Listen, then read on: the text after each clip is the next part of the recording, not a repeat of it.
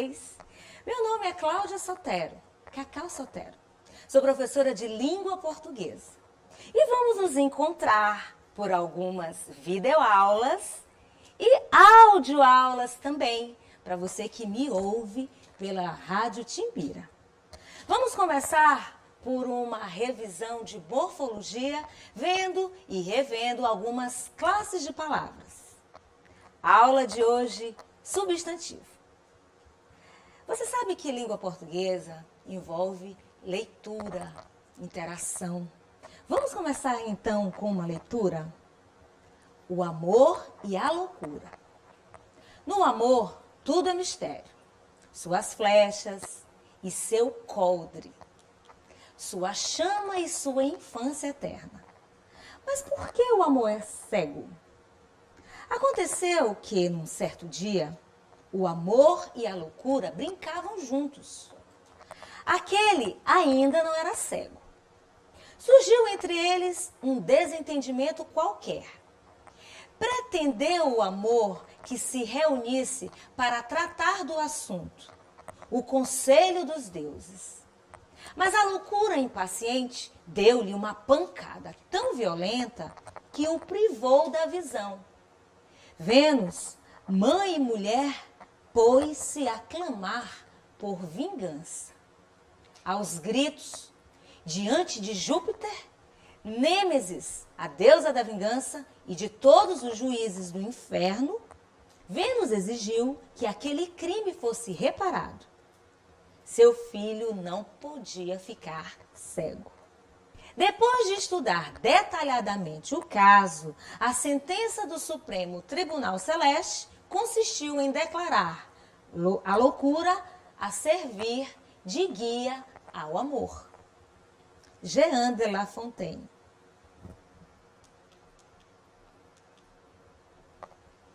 Interessante o texto, né?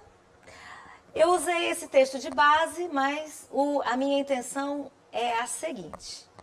Que palavras designam o mistério do amor? Quando eu falo designam, eu posso substituir esta palavra por conceituam, nomeiam. E você consegue identificar no texto as palavras que designam o mistério do amor? Vou te dar 3 segundos.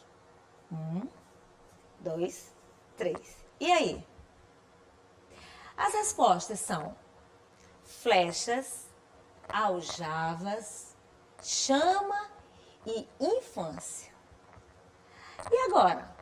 O que cada uma dessas palavras nomeia? Aí nós vamos voltar para a resposta. Flecha, aljava. Então, quando você fala flecha, aljava, você está se referindo a um ser. Quando você fala chama, infância, por exemplo, chama, infância, você não está falando de seres vivos. Quando você fala de infância, por exemplo, você não está falando de um ser que você pode tocar. Quando você fala de chama, também você não está falando de algo que você toca, até porque se você tocar na chama, você vai se queimar.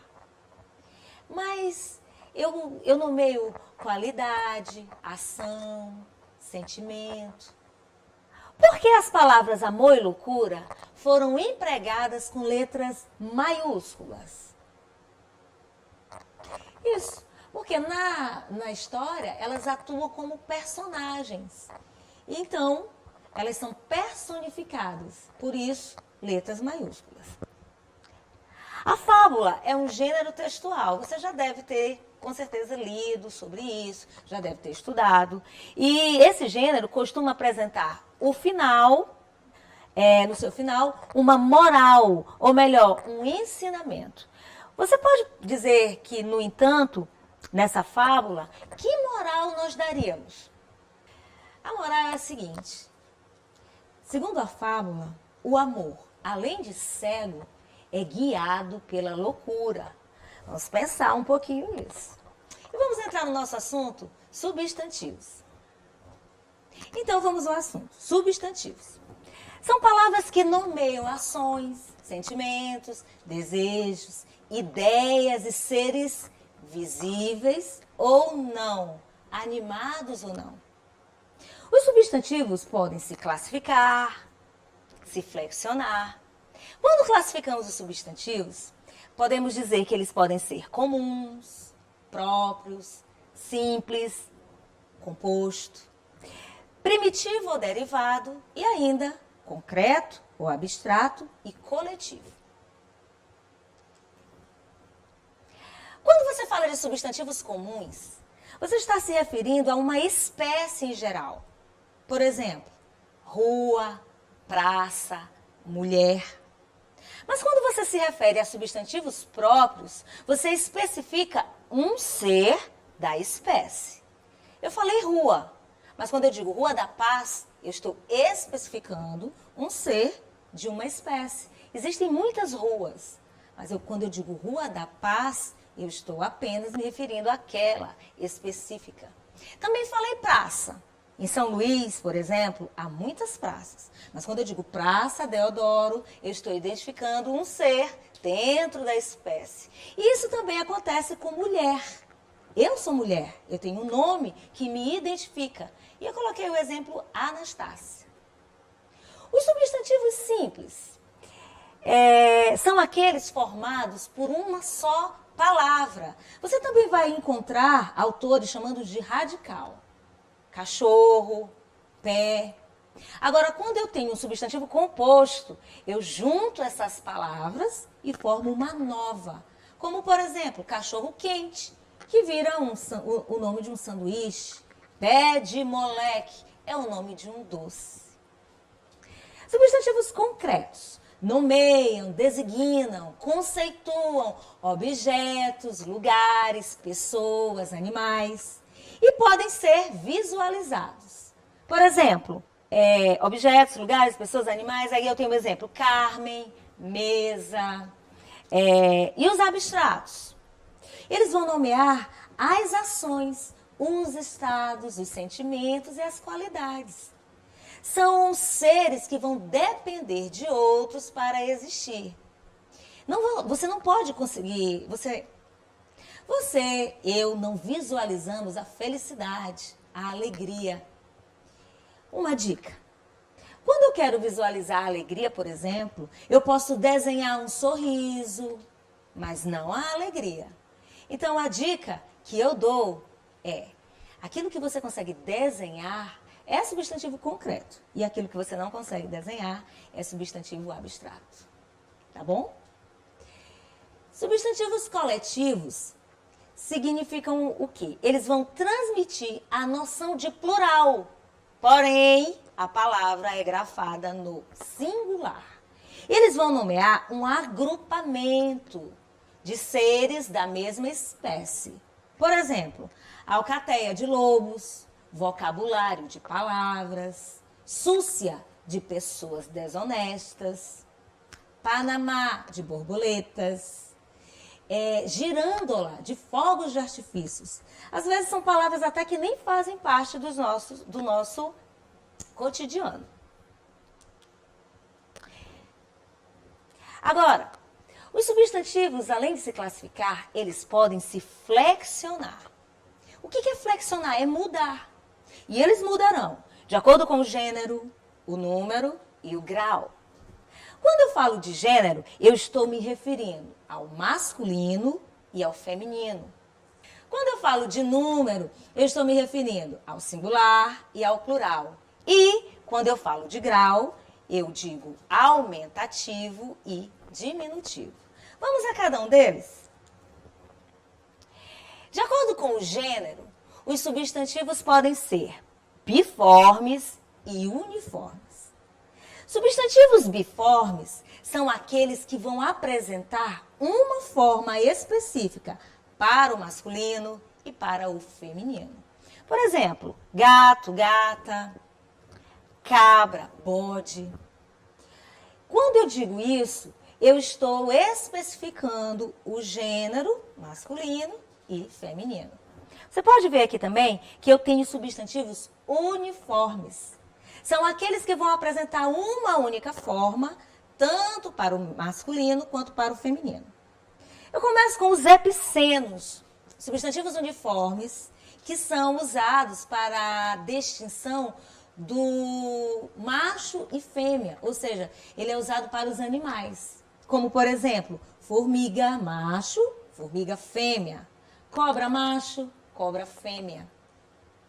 Eu tenho ainda o substantivo comum de dois gêneros. Isso acontece quando eu tenho uma palavra para dois gêneros e a distinção é feita pelo determinante, artigo, pronome, adjetivo.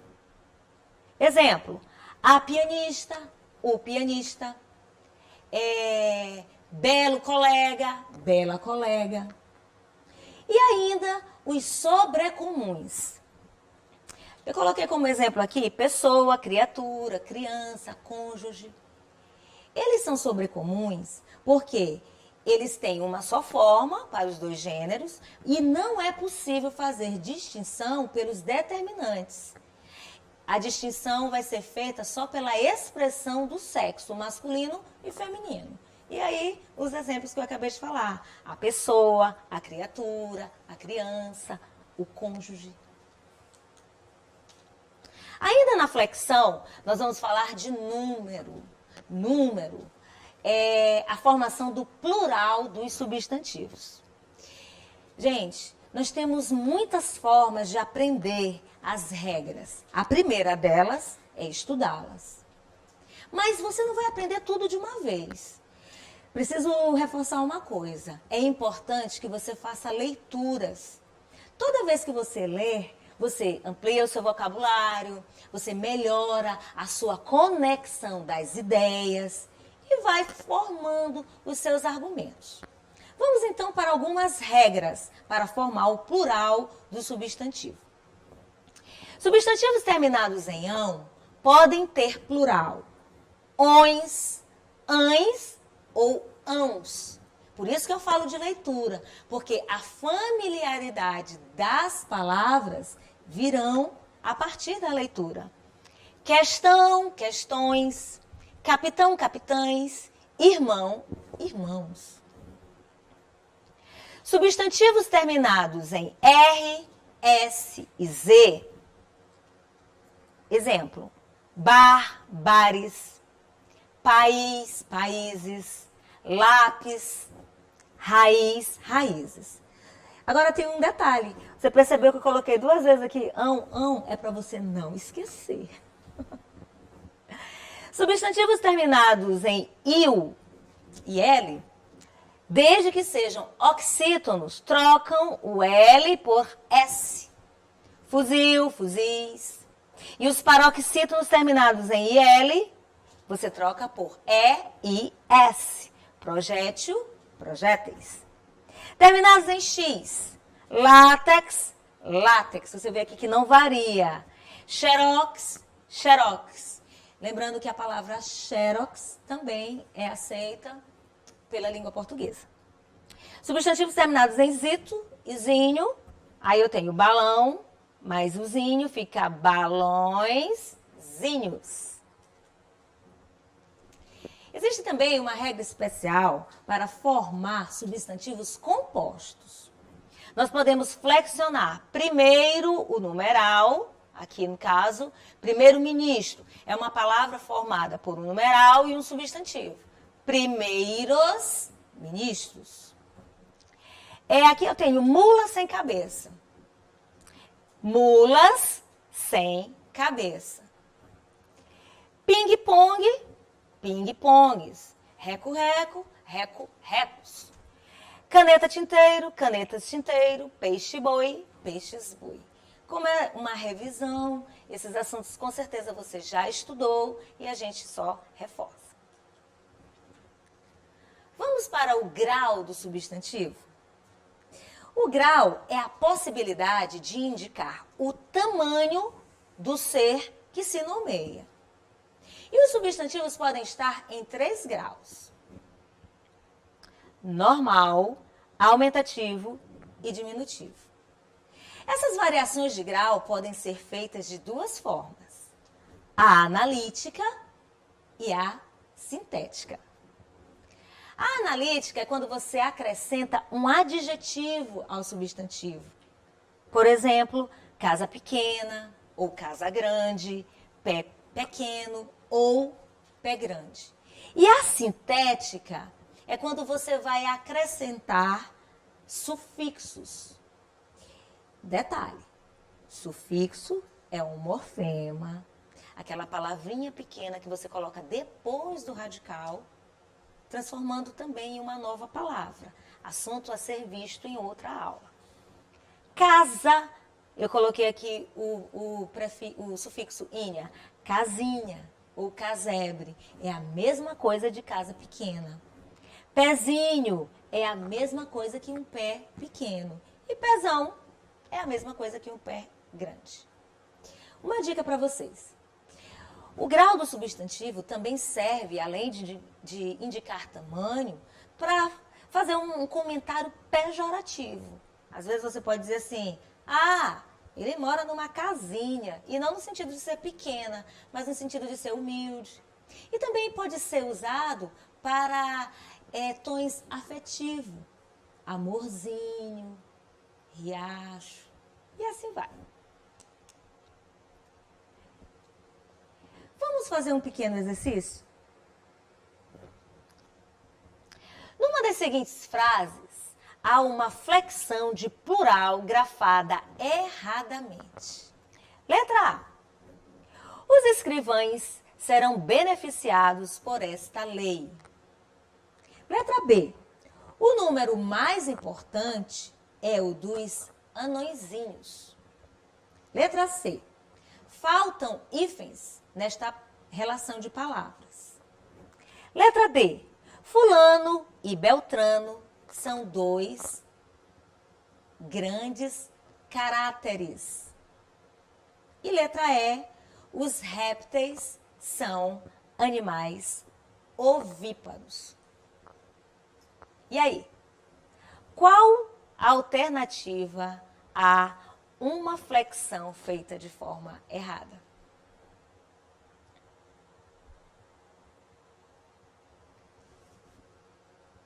Resposta certa é a letra D.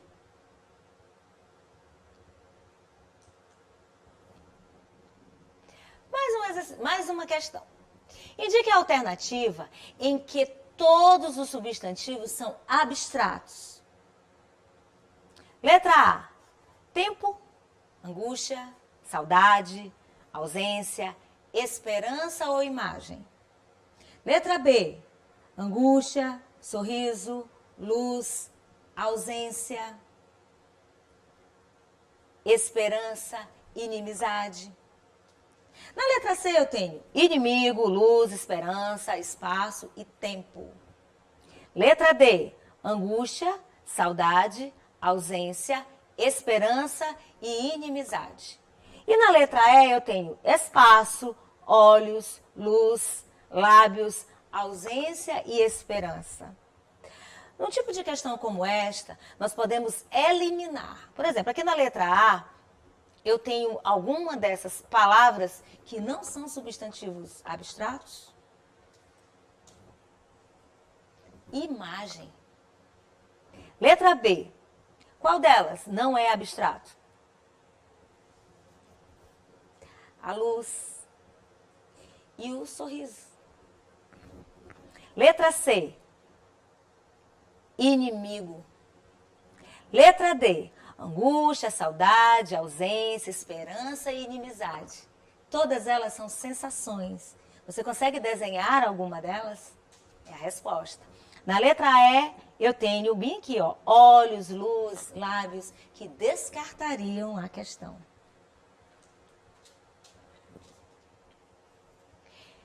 Mais uma questão para nós nessa aula de hoje. Marque a alternativa em que haja somente substantivos sobrecomuns. Lembrando que substantivos sobrecomuns são aqueles que apresentam uma única forma, tanto para o masculino quanto para o feminino, e não aceitam determinantes. Letra A, pianista, estudante, criança. Letra B, dentista, borboleta, comentarista. Letra C, crocodilo, sabiá, testemunha. Letra D, vítima, cadáver, testemunha.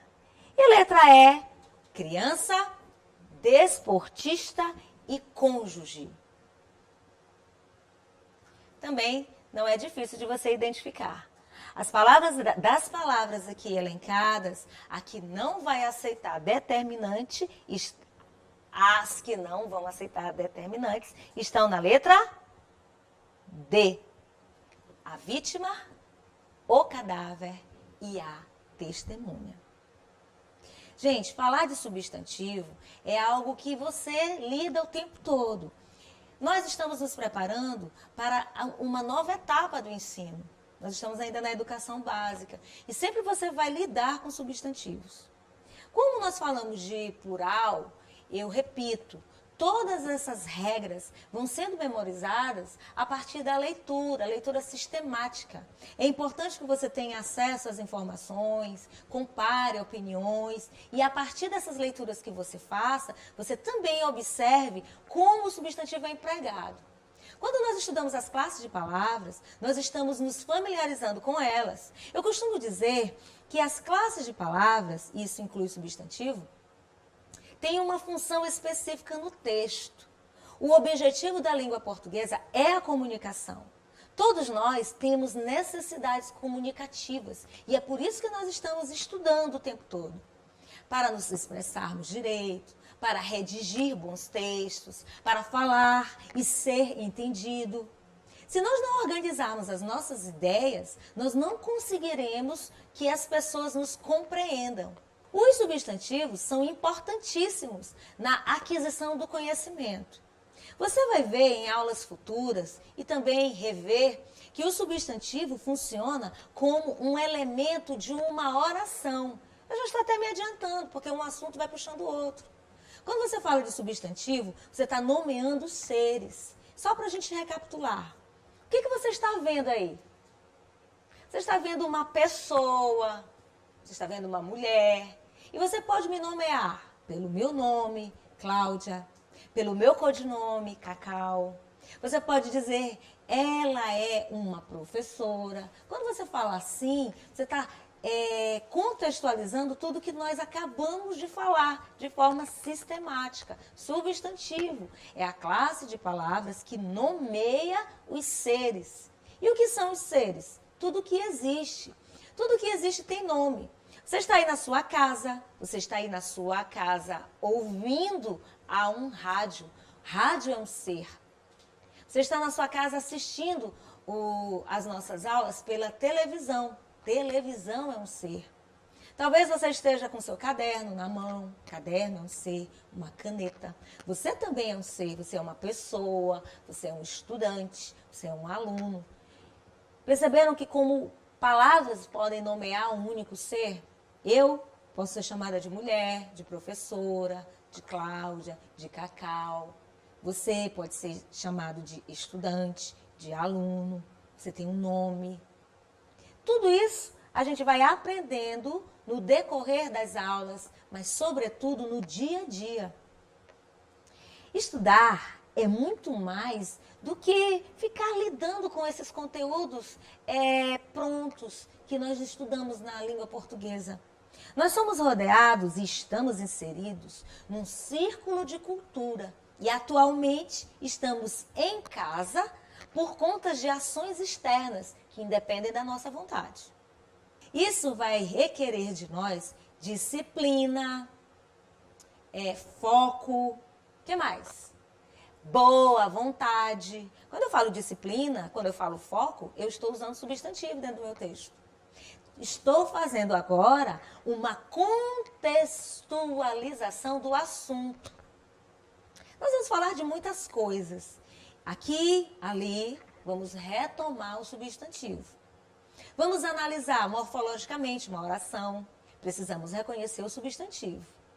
E em seguida, nós vamos ver que existem outras classes de palavras que, associadas ao substantivo, também são importantes e fundamentais na construção do texto. O objetivo da língua portuguesa é o texto. É através dele que você está entendendo o que eu estou dizendo. Eu estou construindo, eu estou interagindo com você. Se eu estivesse na sala de aula, com certeza nós estaríamos conversando mais pertinho um do outro. Mas nesse momento é necessário que você compreenda. Por isso, a minha leitura foi pausada. Por isso que eu estou falando mais devagar. Por que eu estou fazendo tudo isso? Para que você entenda como se constrói o conteúdo no nosso dia a dia. Eu usei vários substantivos na construção do meu texto. Dia, construção. E você vai elencar mais alguns. Estudo, exercício, exercício, exercícios, plural. Por que nós usamos o plural? Para indicar aquela quantidade. Existem substantivos que você não vai conseguir colocar uma quantidade nele, mas você leva para o plural. Sei lá, independente do tipo de estudo que você for fazer. Você está tendo aula de matemática, mas precisa da língua portuguesa para entender os enunciados, compreender as ações do professor, as explicações. Tudo isso para o bem-estar e para o melhor aprendizado. Nossa, eu estou falando muito. Silêncio em casa. Vocês estão entendendo? As aulas serão disponibilizadas nas páginas do Governo do Estado. Você pode ir lá e voltar quantas vezes forem necessárias para que seu entendimento seja o melhor. Então, chuchus, foi um prazer estar com vocês. E na próxima videoaula, nós falaremos daquelas palavras que vão caracterizar o substantivo. Foi muito bom estar com vocês. E a minha pergunta: compliquei?